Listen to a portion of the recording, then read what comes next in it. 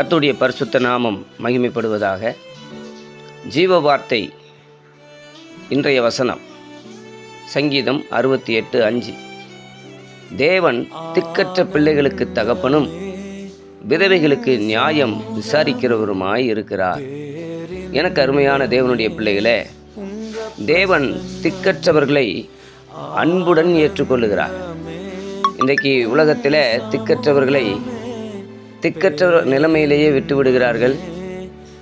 கவனிப்பாரற்று கேட்பாரற்று கிடக்கிற உங்களை தேவன் திக்கற்றவர்களாக விடமாட்டார். யோவான் 14:18 சொல்கிறது, நான் உங்களை திக்கற்றவர்களாக விடமாட்டேன், உங்களிடத்தில் வருவேன் என்று வேதம் சொல்லுகிறது.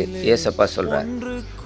ஆகவே எனக்கு அருமையானவர்களே, தேவன் திக்கற்றவர்களை அன்புடன் ஏற்றுக்கொள்ளுகிறார். இன்றைக்கு நீங்கள் எல்லாராலும் கைவிடப்பட்ட நிலைமையில் இருந்தால் உங்களை கர்த்தர் ஏற்றுக்கொள்ளுகிறவராக இருக்கிறார். அடுத்ததாக விதவைகளுக்கு அவர் நியாயத்தை செய்கிறவராய் இருக்கிறார். அவன் ஒரு ஏழை விதவையினுடைய பிரச்சனையில் லூக்கா 18 வாசிக்கும் பொழுது ஆமென், அவர்களுக்கு தேவன் சீக்கிரத்தில் நியாயம் செய்வார் என்று சொல்லப்படுகிறது. அப்படியானால் விதவையில் கைவிடப்பட்டவர்கள் அவர்களுடைய நியாயத்தை நம்முடைய ஆண்டவர் நிலைநாட்ட விரும்புகிறார்.